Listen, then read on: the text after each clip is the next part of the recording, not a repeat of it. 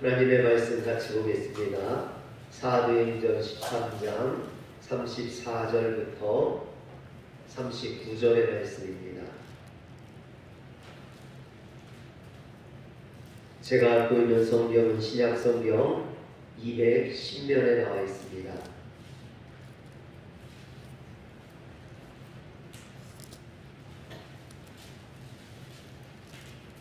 34절부터 교독합니다. 또 하나님께서 죽은 자 가운데서 그를 일으키사 다시 썩음을 당하지 않게 하실 것을 가르쳐 이르시되 내가 다윗의 거룩하고 미쁜 은사를 너희에게 주리라 하셨으며 또 다른 시편에 일렀으되 주의 거룩한 자로 썩음을 당하지 않게 하시리라 하셨느니라. 다윗은 당시에 하나님의 뜻을 따라 섬기다가 잠들어 그 조상들과 함께 묻혀 썩음을 당하였으되 하나님께서 살리신 이는 썩음을 당하지 아니하였나니. 그러므로 형제들아 너희가 알 것은 이 사람을 힘입어 죄사함을 너희에게 전하는 이것이며 또 모세의 율법으로 우리가 우리가 받지 못하던 모든 일에도 이 사람을 힘입어 믿는 자마다 의롭다 하시는 없는 것이라.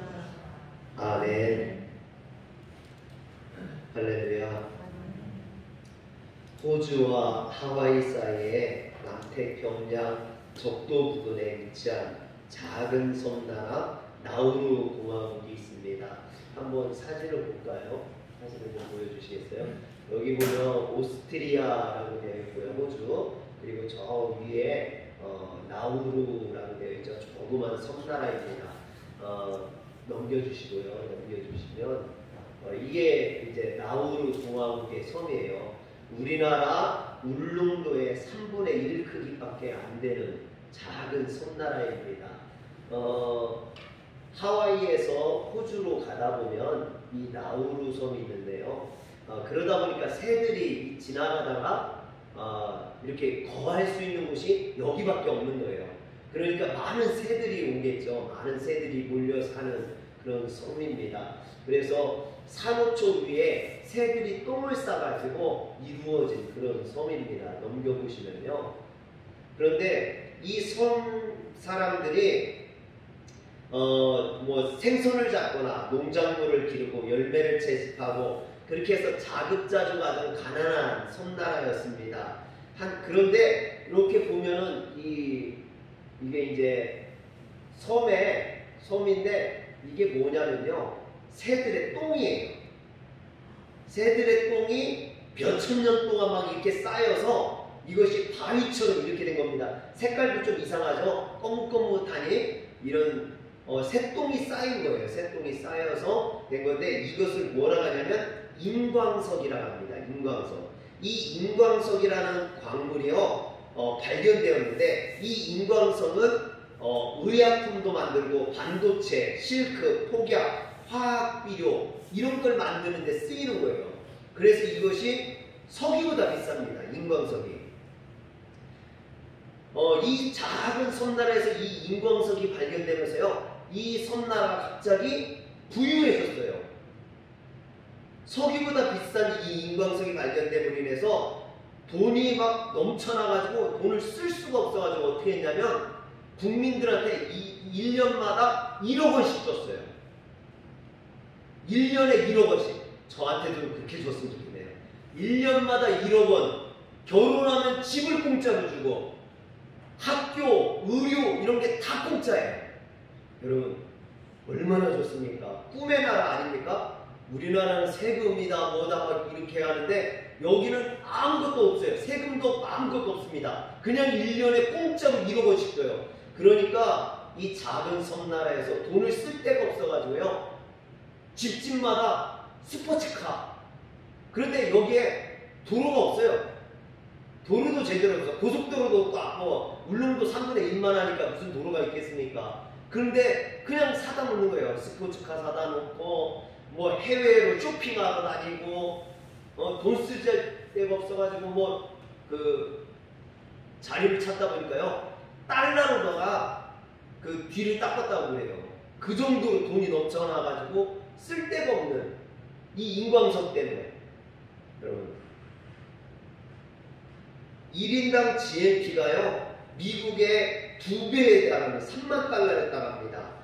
뭐 돈이 넘쳐나니까. 그런데 문제가 뭐냐면 이렇게 돈이 넘쳐나다 보니까요 국민의 50%가 비만, 당뇨, 혈압 뭐 이런 걸 앓게 된 거예요.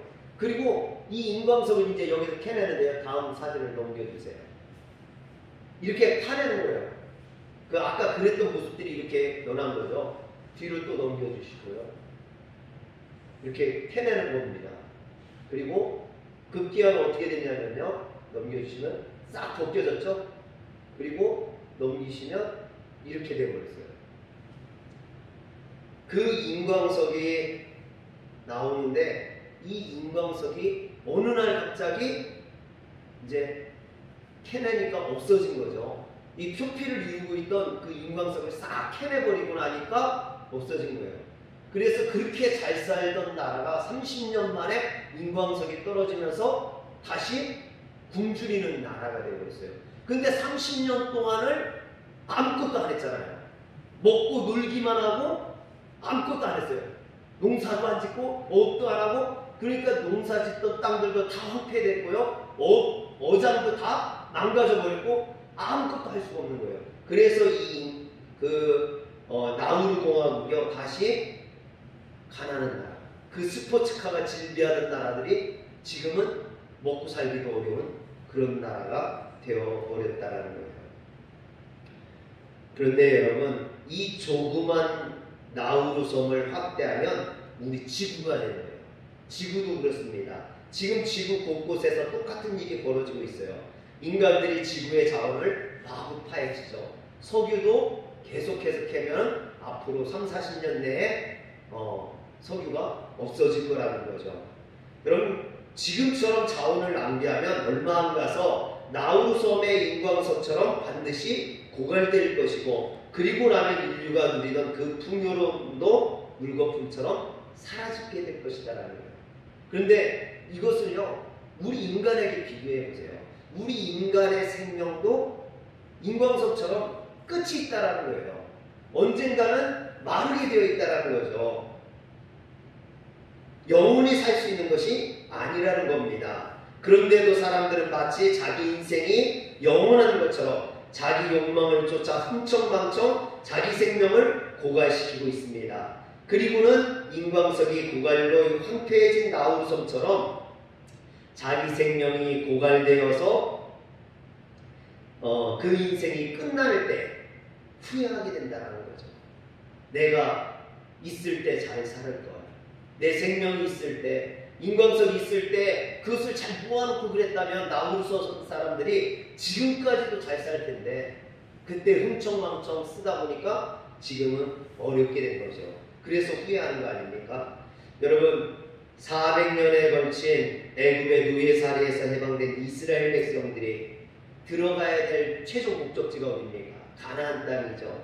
하나님께서 이스라엘의 조상 아브라함 때부터 주시기로 약속했던 그 언약의 땅입니다.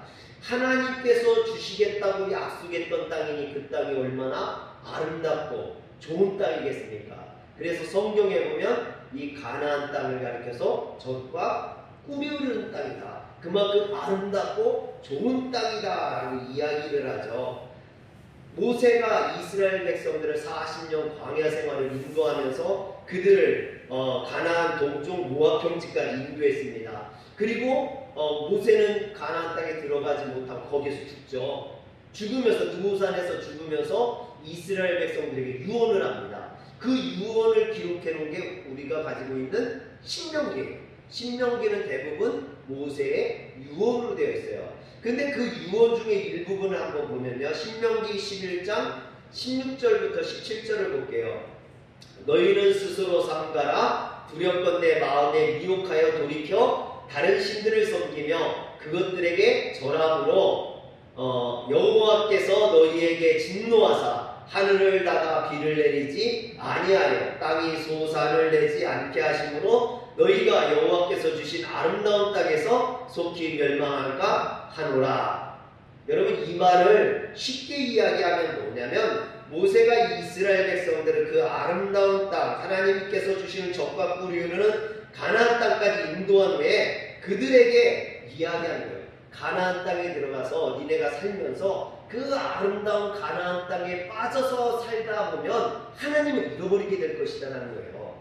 근데 너희에게 이 가나안 땅을 주신, 젖과 꿀이 흐르는 땅을 주신 그 하나님을 잃어버리는 것은 미련한 일이라는 거예요. 그 가나안 땅의 삶으로 하나님을 잃어버리고 그것을 주신 하나님을 잃어버린 것은 너희들이 미련한 것이다. 너희들의 인생이 망하게 될 것이다. 그래서 여기 보면 너희가 여호와께서 주신 그 아름다운 땅에서 속히 멸망할 것이다 라고 이야기하는 거죠. 경고하고 있는 것입니다. 여기 보면요, 너희가 여호와께서 주신 아름다운 땅에서 속히 멸망할까 하노라 그랬어요. 이 말에서 중요한 게 아름다움과 속히라는 말이에요. 이 두 단어가 중요합니다. 모세는 이스라엘 백성들에게 너희가 하나님을 등지면 너희가 여호와께서 주신 아름다운 땅에서 속히 멸망할까 하노라 했습니다. 또 모세를 뒤이어서 후계자가 된 여호수아, 이 여호수아가 이스라엘 백성들을 데리고 가나안 땅에 들어가죠. 그리고 가나안 땅에 가나안 족속들과 전쟁을 해서 그 땅을 빼앗죠. 정복합니다. 그리고 그 땅을 이스라엘 백성들에게 나눠줘요. 분배를 합니다. 그리고 나서 이 여호수아가 죽을 때 그가 또 유언을 해요. 근데 그 유언을 보면은 모세가 했던 유언과 닮았어요. 여러분, 여호수아 23장 15절에서 16절 말씀을 제가 읽어드릴게요. 너희의 하나님 여호와께서 너희에게 말씀하신 모든 선한 말씀이 너희에게 임한 것 같이 여호와께서 모든 불길한 말씀도 너희에게 임하게 하사 너희의 하나님 여호와께서 너희에게 주신 이 아름다운 땅에서 너희를 멸절하기까지 하실 것이다. 만일 너희가 너희의 하나님 여호와께서 너희에게 명령하신 언약을 범하고 가서 다른 신들을 섬겨 그들에게 절하면 여호와의 진노가 너희에게 미치리니 너희에게 주신 아름다운 땅에서 너희가 속히 멸망하리라 하니라. 모세가 했던 말과 같은 말이에요. 너희들이 가나안 땅에 들어와서 살면서 이 가나안 문화에 젖어서 가나안에서 섬기던 이방신을 섬기고 하나님을 잃어버린다면, 너희들에게 이 땅을 주신 하나님을 잃어버린다면 너희들도 멸망받게 될 것이다 라는 겁니다. 모세나 여호수아의 유언을 통해서 우리가 두 가지 사실을 깨달을 수 있어요. 첫째는 뭐냐면 인간은 아름다운 땅에서 망한다라는 것입니다. 인간은 척박한 땅에서는 망하지 않아요. 왜냐하면 척박한 땅에서는 살기도 바쁘기 때문에 여러분, 죄를 지을 겨를이 없죠. 그러나 인간은 아름다운 땅, 풍족한 상황, 넘치는 여건 속에서 망하게 된다는 거죠. 물질적인 풍요로움을 쫓느라 하나님을 잃어버리고 심령이 병드는 것을 모르기 때문입니다. 여러분, 나우루 섬 사람들이 만약에 그 사람들이 인광석이라는 것을 발견하지 않았다면, 그 인광석이 없었다면 그들은 지금까지도 어업을 하고 농사를 지으며 물론 힘들고 어렵긴 하겠지만 근면하고 성실하게 행복하게 살았을 것이라는 거죠. 그런데 인광석이 발견되어서 그들이 풍족해지면서 그들이 비만에 걸리고 게을러지고 그들이 급기야는 오히려 이전보다 더 가난한 나라가 되어버리고 말았다라는 겁니다.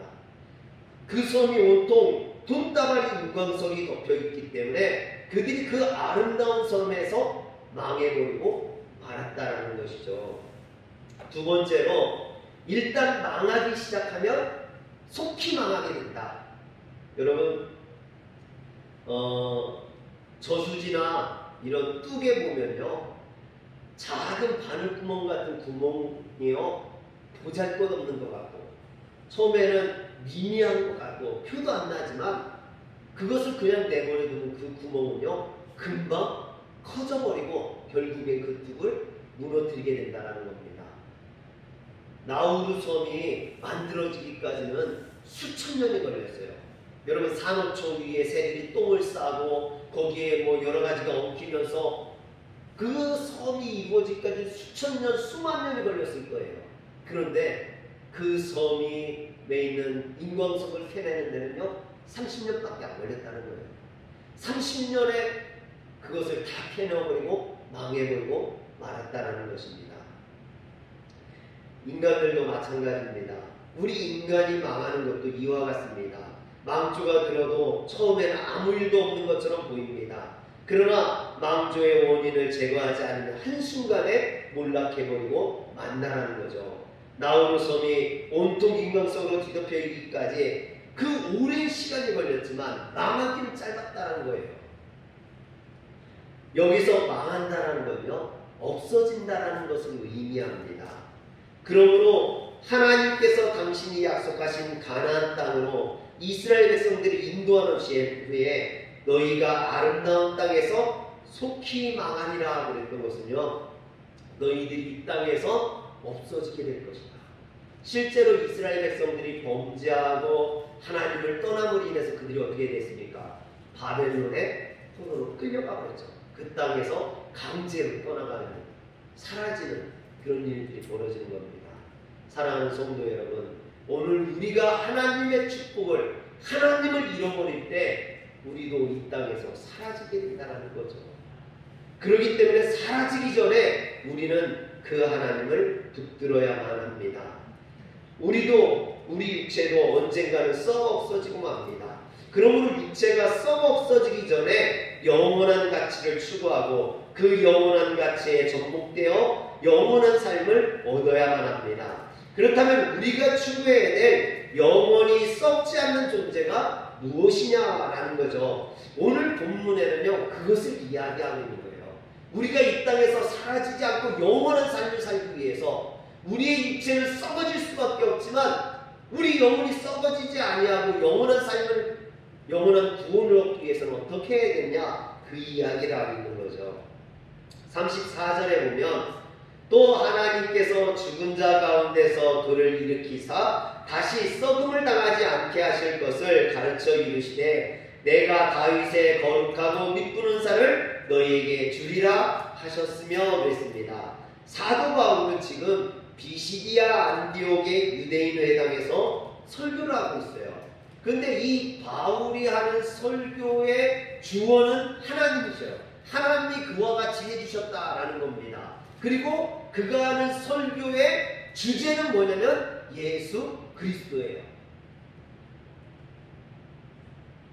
사도 바울은 하나님께서 십자가에 못 박혀 돌아가신 예수님을 다시 살리신 것을 가리켜서, 즉 예수님의 부활을 가리켜서 예수님을 썩음을 당하지 않게 하신 것으로 설명하고 있습니다. 35절에 봐요. 35절에 보면 또 다른 시편에 일렀으되 주의 거룩한 자로 썩음을 당하지 않게 하시리라 하셨느니라 하겠습니다. 바울은 시편 16편 10절을 인용하고 있는 거죠.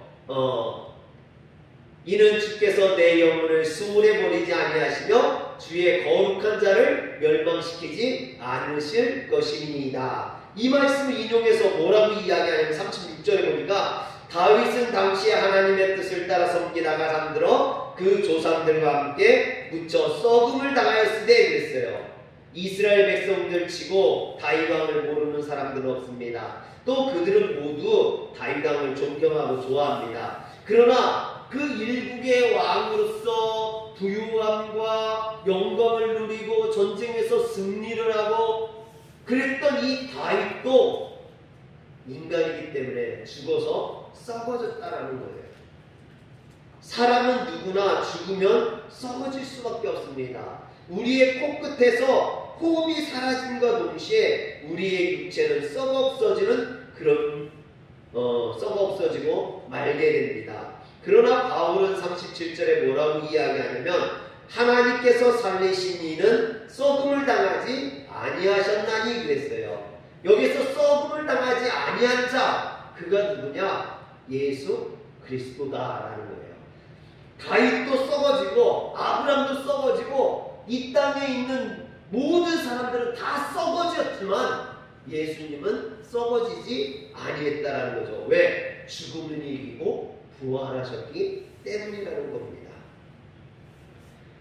예수님께서 인간의 죄값을 대신 치르기 위해 십자가의 제물이 되어 돌아가셨습니다. 사람들은 그런 예수님의 시신을 동굴 속에 안치했죠. 그렇다면 그 순간 예수님의 시신은 썩기 시작해야 마땅합니다. 그러나 하나님께서는 그 예수님을 썩게 내버려 두지 아니하시고 3일 만에 그를 죽은 시체 가운데서 다시 살리심으로 예수님은 영원히 썩음을 당하지 않는 자, 즉 예수님은 부활하셨다라는 것입니다.